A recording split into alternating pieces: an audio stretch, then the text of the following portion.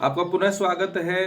पूर्व के वीडियो में हमने विटलसी के द्वारा जो कृषि प्रदेशों का वर्गीकरण किया गया था उसके ऊपर चर्चा शुरू की थी और हमने जो चलवासी पशुचारण, व्यापारिक पशुपालन, स्थानांतरण जो कृषि है, प्रारंभिक स्थायी जो कृषि है उसके ऊपर बात की थी। आज हम उसी कंटिन्यूअस उसके अंदर जो विटलसी के जो रिमेनिंग जो कृषि प्रदेश हैं उनके ऊपर हम चर्चा करेंगे। और हमने आपसे जो एक तरह से निर्वाह कृषि की हमने बात की थी, गहन निर्वाह कृषि की हमने आपसे बात शुरू करी थी, उसके ऊपर आज हम बात करेंगे। यहाँ जो उद्देश्य था जो खाद्यान्न उत्पादन रहा और उसका उद्देश्य रहा केवल अपनी स्थानीय आवश्यकताओं की पूर्ति करना, अपनी खाद्यान्न आवश्यकताओं की पूर्ति करना, इसीलिए इसको निर्वाह मूलक कृषि भी कहते हैं। इसकी विशेषताओं की बात करें तो यहाँ मुख्यतः जो फसल में जो खाद्यान्न फसलें होती हैं उसकी प्रधानता होती है, लेकिन उसके साथ साथ यहाँ पर जो पशुपालन भी किया जाता है स्थानीय आवश्यकताओं के लिए। ये श्रम प्रधान कृषि होती है। खेतों का जो आकार है वो कम होता है क्योंकि जनसंख्या अधिक होती है, इसलिए यहाँ पर जो कृषि फार्म्स जो होते हैं, खेत जो होते हैं, उनकी साइज काफ़ी छोटी होती है। और कृषि का जो है आधुनिकीकरण जो है वो उतना नहीं होता है, यानी प्राचीन पद्धति से ही जो कृषि है वो की जाती है।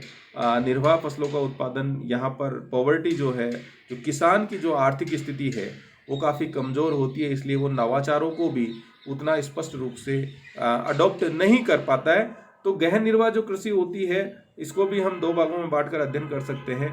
एक चावल प्रधान, जहाँ चावल की जो कृषि होती है उसकी प्रधानता होती है। दूसरी चावल विहीन जो गहन कृषि की जाती है। विशेषकर दक्षिण या दक्षिण पूर्वी एशिया या पूर्वी जो एशिया है वहाँ पर इस तरह की जो गहन जो निर्वाह कृषि है, जिसमें भारत हो, श्रीलंका हो, बांग्लादेश हो या म्यांमार हो, इंडोनेशिया, मलेशिया हो, थाईलैंड, इवन चीन हो, जापान हो, तो इन देशों के अंदर जो गहन निर्वाह जो कृषि है उसका स्वरूप हमें अधिक देखने को मिलता है। यहाँ मैप के अंदर हम अपने को बताया भी है कि अगर इन क्षेत्रों की बात करें तो ये जो डॉटेड से दिखाया है, ये चावल विहीन जो क्षेत्र है उसको हमने दिखाया, जहाँ पे प्रधान जो फसल है वो चावल के अतिरिक्त अगर हम बात करें तो गेहूं की जो प्रधानता है वो हमें अधिक देखने को मिलती है। वहीं यहाँ जो हमने कोस्टल जो एरियाज़ हैं, चाहे वो दक्षिण हो या दक्षिण पूर्वी एशिया हो या पूर्वी एशिया चीन का भाग हो या वियतनाम की बात करें, तो वहाँ पर जो है चावल जो फसल है उसकी प्रधानता हमें देखने को मिलती है। कई भाग जहाँ पे जो तटीय जो क्षेत्र होते हैं, जहाँ बारिश की जो उपलब्धता पर्याप्त मात्रा में, यानी कि 200 या 200 सेंटीमीटर से अधिक वर्षा होती है, तो वहाँ कृषकों के द्वारा एक ही खेत से एक ही फसल वर्ष के अंदर चावल की 2 या 3 से अधिक फसलें वो प्राप्त 2 या 3 फसलें जो हैं वो प्राप्त कर लेते हैं, इसलिए इनको सावा कृषि के नाम से भी जाना जाता है। तो आपसे अगर सावा कृषि के संदर्भ में बात करें तो आपके दिमाग में ये होना चाहिए कि किसी क्षेत्र के अंदर चावल की जो फसलें हैं 2 या 2 से अधिक का मतलब 3 फसलें अगर आप वर्ष में प्राप्त कर लेते हो तो उस तरह की जो फार्मिंग होती है उसको सावा फार्मिंग के नाम से जाना जाता है। अब यहाँ जो व्यापारिक बागाती कृषि की बात करते हैं, कॉमर्शियल प्लांटेशन एग्रीकल्चर की बात करते हैं, तो मैंने पूर्व में भी कहा कि जो इस तरह की कॉमर्शियल प्लांटेशन होती है ये स्पेसिफिकली जो ट्रॉपिकल वेट रेनफॉल जो एरियाज होते हैं उन क्षेत्रों के अंदर ये की जाती है। उद्देश्य जो है एक नकदी फसल के रूप में एक ही फसल के ऊपर यहाँ पे ज़्यादा ध्यान दिया जाता है, चाहे वो चाय हो, कौवा हो, रबर हो, कोको हो, नारियल हो, मिर्च मसाले हो, केला आदि। तो चाहे वो इंडोनेशिया वाला पार्ट हो या मिडिल वाले जो पार्ट्स दक्षिण पूर्वी एशिया में विशेषकर अगर हम बात करें तो यहाँ जो है अधिक पूंजी इस फसल की अगर विशेषताओं की जब हम बात करते हैं, कमर्शियल प्लांटेशन एग्रीकल्चर की जब हम बात करते हैं, तो इसमें जो कैपिटल है उसका इन्वेस्टमेंट ज़्यादा होता है, अधिक जो उन्नत जो टेक्नोलॉजी है उसकी आवश्यकता होती है, आधुनिक कृषि यंत्रों की, उन्नतशील बीज, कीटनाशक, मशीनों का प्रयोग अधिक किया जाता है। अगर प्रमुख विशेषताओं की बात करते हैं, यहाँ अगर क्लाइमेटिक कंडीशंस की बात करें या यहाँ की विशेषताओं की बात करें तो अधिक तापमान, अधिक नियमित वर्षा की आवश्यकता होती है। संपूर्ण क्षेत्रफल में अपेक्षाकृत जो भूखंड होते हैं वो लघु भूखंड होते हैं, क्योंकि पॉपुलेशन जो डेंसिटी है इन क्षेत्रों में अधिक होती है, लेकिन लघु के साथ साथ यहाँ पे वृहद भूखंडों का वितरण भी हमें देखने को मिलता है। और एक फसल के बागानों की प्रधानता होती है, श्रम प्रधान होने के साथ साथ पूंजी प्रधान भी ये फसल होती है। अगर एरियाज को अगर हम नोटिफाइड करें विश्व के अंदर जो कमर्शियल प्लांटेशन एग्रीकल्चर की बात करें तो दक्षिण पूर्वी दक्षिण पूर्वी एशिया की बात करें, भारत के दक्षिण पूर्वोत्तर पहाड़ी, श्रीलंका, म्यांमार, थाईलैंड, मलाया, जहाँ पर चाय, कौवा, रबड़, नारियल, कोको, केला आदि प्रमुख फसलें हैं। 90% जो प्राकृतिक रबड़ का उत्पादन अगर वैश्विक उसमें हम देखें तो मुख्यतः मलेशिया, इंडोनेशिया और थाईलैंड के अंदर किया जाता है। और चाय उत्पादन का जब हम बात करते हैं तो 70% चाय का जो विश्व के अंदर प्रोडक्शन होता है वो दक्षिण या दक्षिण पूर्वी एशिया के अंदर किया जाता है।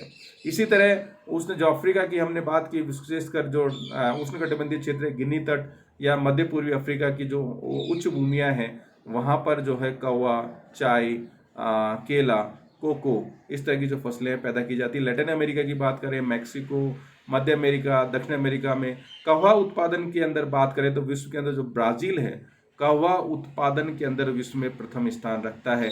और अन्य कहवा उत्पादक देशों की बात करें तो कोलंबिया जो है 14% विश्व का कहवा उत्पादन करता है, जबकि मध्य अमेरिका जो दो देश होते हैं उनके द्वारा 10% जो है कहवा उत्पादन किया जाता है। अगर कहवा की फसल की अगर हम बात करें, अगर उसकी ओरिजिन की हम बात करें, जीन पूल की अगर हम बात करें, तो वहाँ पर सबसे पहले जो रबर का उत्पादन जो व्यापक स्तर पर किया जाता था वो ब्राज़ील के अंदर अमेजन बेसिन में होता था, लेकिन धीरे धीरे वहाँ पर इसका उत्पादन कम होता गया क्योंकि वहाँ पे जनसंख्या की जो कमी हो गई, तो वहाँ पे जो लेबर की इंटेंसिटी थी वो कम हो गई, जिसके कारण जो यहाँ व्यवस्थित जो बागान है वो धीरे धीरे समाप्त होने लग गए। गन्ना उत्पादन की बात करें तो क्यूबा जो दक्षिण अमेरिका का है विश्व के अंदर, यहाँ पे जो गन्ना के अंदर जो शुगर की जो मात्रा होती है वो काफ़ी अधिक मात्रा में देखने को मिलती है। और क्यूबा विश्व में जो गन्ना उत्पादन के अंदर महत्वपूर्ण स्थान भी रखता है। भूमध्य सागरीय की हम बात करें, हम पहले के वीडियोस में आपसे काफ़ी कुछ शेयर किया है। स्पेसिफिक क्लाइमेट होती है जो कि जहाँ पर प्रेशर बेल्ट्स के शिफ्टिंग होने से यहाँ पे जो बारिश है वो शीतकाल में होती है। शीतकाल के अंदर ये जो क्षेत्र होता है उसके अंदर जो पछुआ जो पवनें होती हैं, वेस्टलीज जो होती हैं, उसके संपर्क में आ जाता है। और यहाँ फसल उत्पादन के साथ साथ पशुपालन जो है बड़ा व्यवस्थित रूप से किया जाता है। और प्रमुख फसलों की हम बात करें तो यहाँ सिट्रिक जो है जो क्रॉप्स होती हैं, खट्टी जो फसलें होती हैं, उनका उत्पादन ज़्यादा किया जाता है। जैतून हो, अंजीर हो, अंगूर हो, नींबू हो, खजूर की बात करें। और विश्व के अंदर कुल जैतून उत्पादन की अगर हम बात करें तो कुल जैतून उत्पादन विश्व का 90% भूमध्य सागरीय प्रदेशों में किया जाता है। अगर भूमध्य सागरीय कृषि कहाँ कहाँ की जाती है तो जहाँ पर भूमध्य सागरीय प्रकार की जो जलवायु मिलेगी वहीं पर ये होगी। तो ये कैलिफोर्निया के अंदर, ये आप देख पा रहे हैं कि जो चिली, मध्य चिली वाला जो पार्ट है वहाँ पर इस तरह के सवाल पूछे जाते हैं कि कहाँ कहाँ भूमध्य सागरीय जलवायु देखने को मिलती है। ये मेडिटेरियन सी के चारों तरफ अफ्रीका का उत्तरी तट और इधर स्पेन है, इटली है, दक्षिण जो जर्मनी वाला जो पार्ट है, फ्रांस है, तो वहाँ पे। और तो ये जो क्षेत्र हैं, साथ ही अगर हम यहाँ देखें तो दक्षिण जो अफ्रीका है उसका जो पश्चिमी जो तटीय क्षेत्र है वहाँ पर, और ऑस्ट्रेलिया का दक्षिण जो भाग है, चाहे वो पूर्वी भाग हो या पश्चिमी जो भाग है, वहाँ पर इस तरह की भूमध्य सागरीय जो जलवायु है हमें देखने को मिलती है और वहाँ पर भूमध्य सागरीय जो कृषि है वो की जाती है। व्यापारिक उद्देश्यों से जो क्रॉप्स का प्रोड्यूशन किया जाता है, जैसे हम निर्वाह मूलक कृषि की बात करते हैं तो विशेषकर दक्षिण या दक्षिण पूर्वी एशिया, पूर्वी एशिया के अंदर कृषक जो है अपने आवश्यकताओं की पूर्ति के लिए करते हैं। जबकि जो टेम्परेट जो ग्रास लैंड्स हैं, विशेषकर जहाँ पर जनसंख्या कम है लेकिन वहाँ पे जो ग्रास लैंड्स जो हैं वहाँ पर इस तरह के व्यापारिक उद्देश्यों से जो क्रॉप्स हैं, जो वीट है उसका जो उत्पादन किया जाता है। मध्य अक्षांशों में स्थित जो शीतोष्णकटिबंधीय जो घास के मैदान है जहाँ वर्षा 25 से 50 सेंटीमीटर होती है, यहाँ जो है जो चरणोजम जो सॉइल होती है, जो ब्लैक सॉइल का ही रूप है, उसकी उपलब्धता होती है, जिसके अंदर जो ह्यूमस जो होता है या जीवांश जो होता है पर्याप्त मात्रा में मिलता है, जिसके कारण उसकी जो प्रोडक्टिविटी जो है वो काफ़ी अच्छी होती है। सॉइल की क्वालिटी बड़ी अच्छी होती है। धरातल समतल प्रकार का है। अगर हम यहाँ पर विशेषताओं की बात करें तो यह जो फार्म हाउस से जो बड़े बड़े जो फार्म्स होते हैं, एग्रीकल्चर फार्म्स होते हैं, वो बड़े बड़े होते हैं। पूर्णतः यंत्रीकृत कृषि होती है। गेहूँ की फसल की प्रधानता होती है।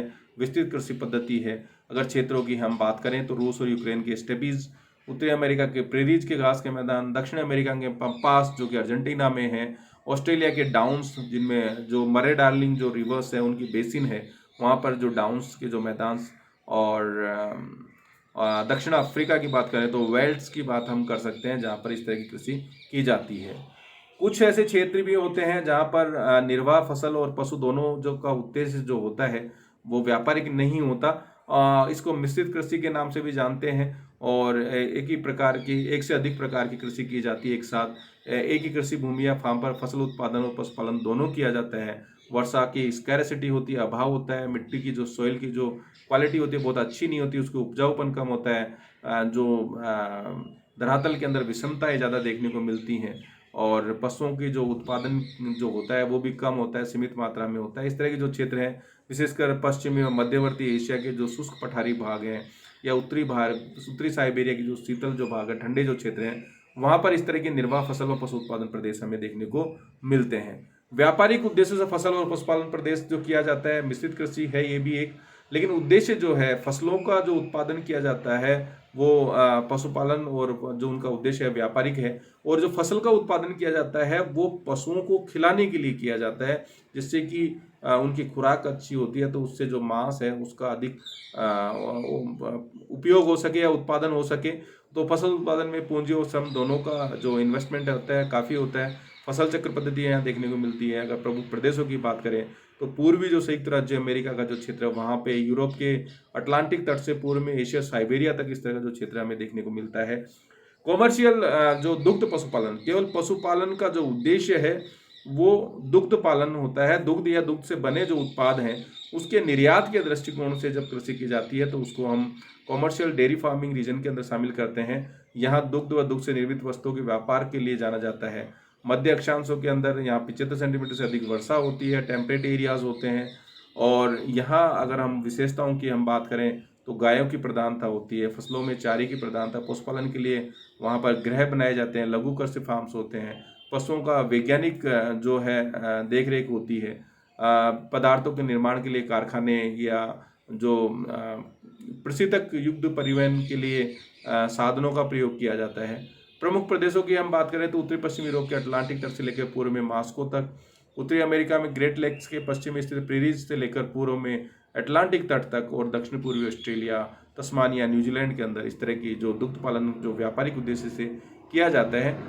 अगर हम जैसे हमने कहा कि जो न्यूजीलैंड जो है उसका 90% जो निर्यात जो किया जा रहा है वो पशु व पशु आधारित जो उत्पाद होते हैं उसके अंदर रहता है, लेकिन विश्व में कुल मक्खन के निर्यात में जो न्यूजीलैंड का जो योगदान है सर्वाधिक है, 30% तक है। ऑस्ट्रेलिया का 10% है, जबकि पनीर के निर्यात में नीदरलैंड की स्थिति बड़ी बेहतर है।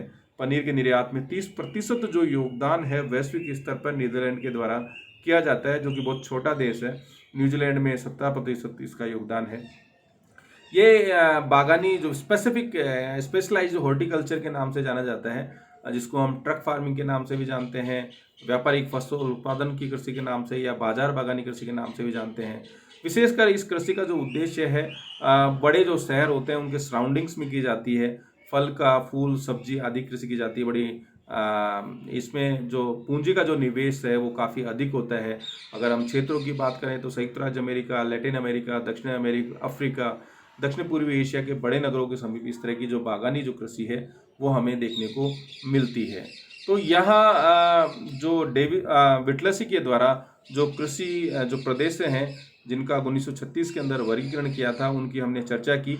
तो यहाँ से बहुत सारे जो वस्तुनिष्ठ प्रश्न हैं वो आपसे पूछे जाते हैं।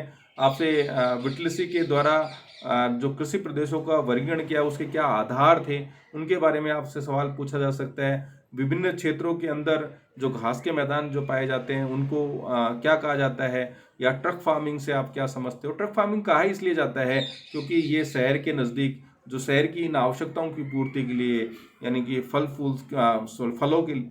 फूलों के लिए इनको वहाँ तक पहुँचाना होता है। एक तरह से ये तरह का हॉर्टिकल्चर जो है उस रूप में जानी जाती है। तो इस तरह के बहुत सारे बड़े और छोटे जो सवाल हैं यहाँ से पूछे जाते हैं। धन्यवाद।